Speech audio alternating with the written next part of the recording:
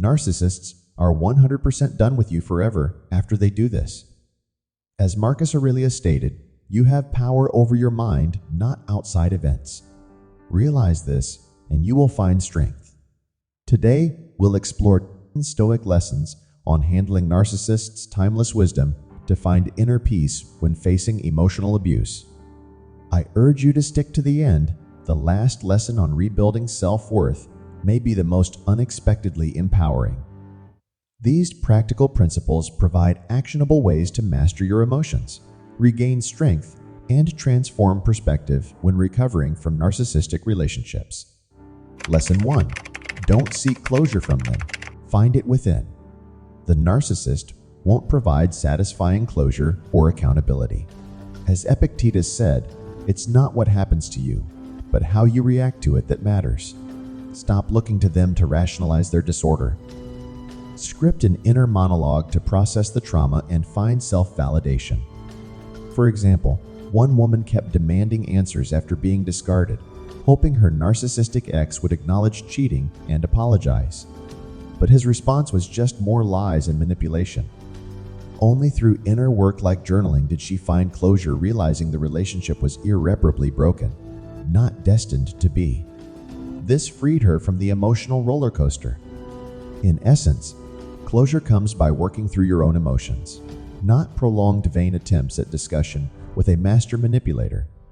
Reclaim power over your inner realm. Lesson 2. Embrace hindsight and assess vulnerabilities.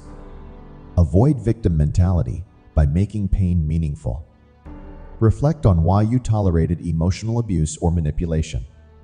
As Lao Tzu advised, knowing others is intelligence, knowing yourself is true wisdom. Build self-awareness to avoid repeating destructive relationship patterns. For instance, one woman realized she had low self-esteem and continually tried to prove her worth to emotionally unavailable men. Her latest narcissistic partner had shown many red flags early on that she had subconsciously ignored. Only through counseling did she recognize this vulnerability to manipulation. She is now building her self-worth independently.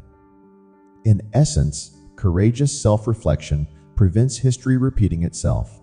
As Epictetus wrote, "No man is free who is not master of himself." We all have blind spots that can be exploited. Know thyself to reclaim freedom. Lesson 3. Separate their stuff from yours. Don't project their deceit, anger, or paranoia isn't about you. As Marcus Aurelius advised, when you wake up, tell yourself, the people I deal with today will be meddling, ungrateful, arrogant, dishonest, and surly. Their disorder determines their behavior, not your worth. For example, one woman kept blaming herself when her narcissistic ex cheated, thinking she was no longer attractive. This obsession harmed her self-image and ability to trust future partners. Only after learning chronic infidelity often stems from narcissistic traits or addiction did she stop personalizing it. This helped separate his stuff from hers. In summary, you didn't cause their inner demons. Free your mind of false narratives weighing you down. Declutter inner space by separating their baggage from yours. Lesson 4.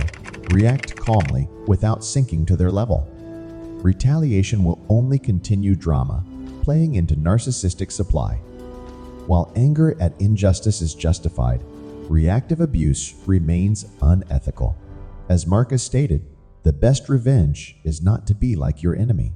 Confront chaos calmly instead.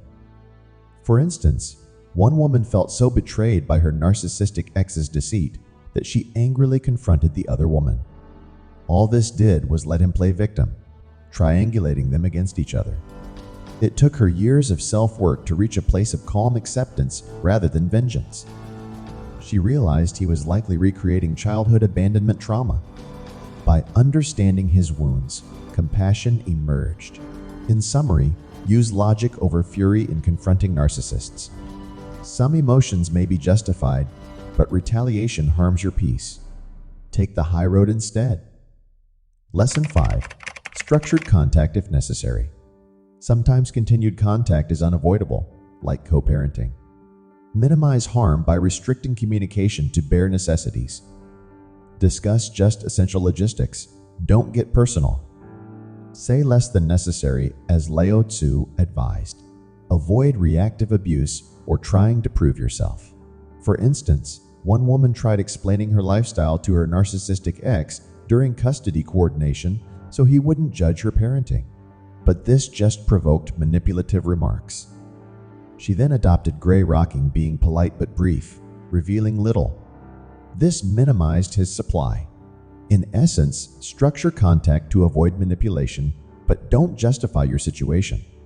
Reveal little beyond logistics if continued communication is absolutely necessary.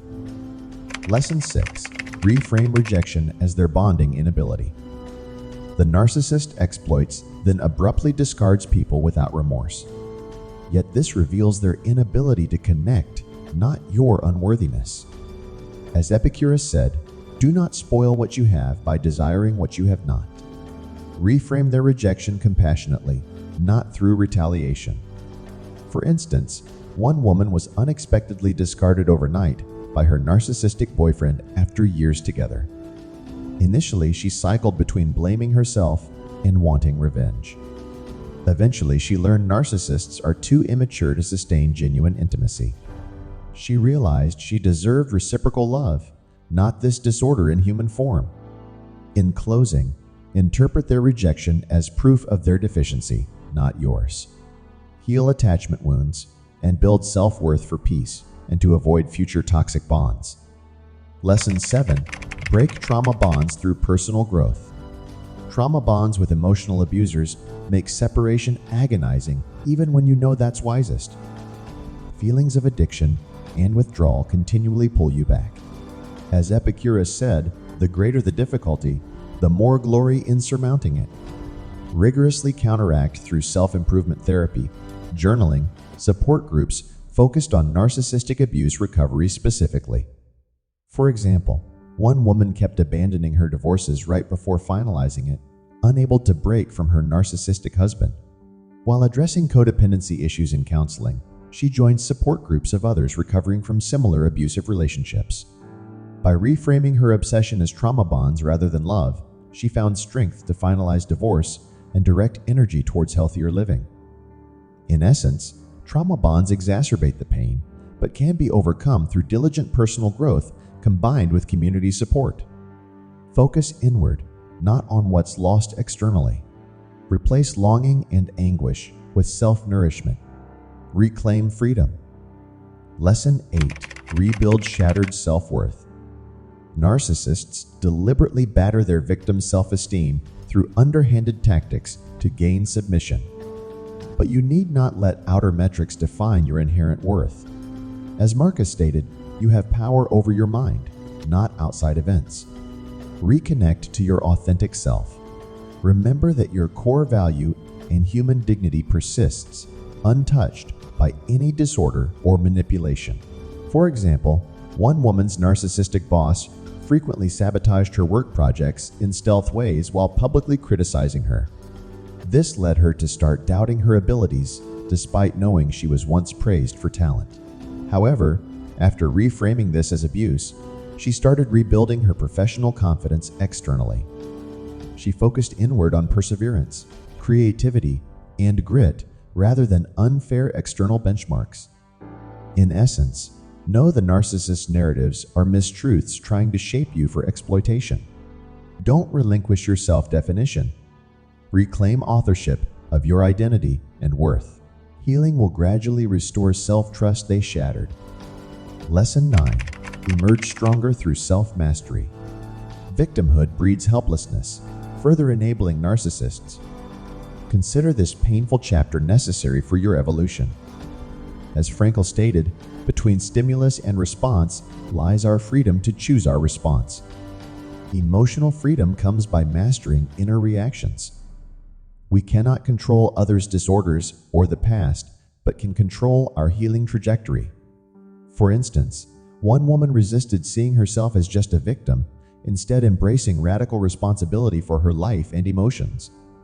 She immersed herself in psychology, supporting others recovering from abuse.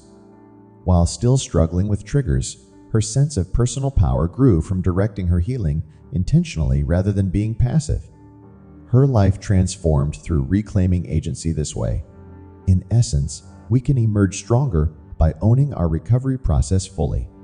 Set an ambitious vision for your best life, free of victimhood, then rigorously equip yourself to actualize it.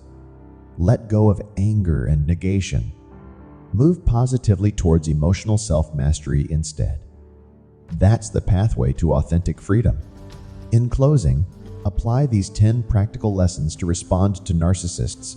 Wisely control your reactions, set boundaries, avoid manipulation through reframing, emerge stronger through self-mastery. Implementing these emotionally agile skills fosters inner peace and greater fulfillment, regardless of what anyone does. What other insights on recovering from narcissistic abuse did you find useful? Let me know in the comments. I appreciate your engagement and do check out my other videos for more content like this. You are a survivor, a warrior, and a hero. Your strength is incredible, and you deserve happiness and freedom. Thank you for tuning into this video. I hope it offered valuable insights on responding to narcissistic abuse wisely.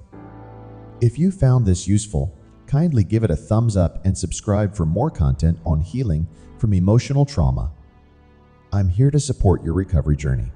Always remember, your light, love, and hope persist, untouched by any disorder or manipulation.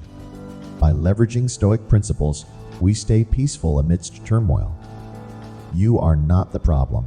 You are the solution. You embody strength and wisdom. What resonated most, or did I miss any key ideas? Let me know in comments. I appreciate your engagement. Until next time, be kind to yourself. You are awesome, beautiful, powerful, and amazing. Wishing you much happiness on your path ahead. Goodbye for now.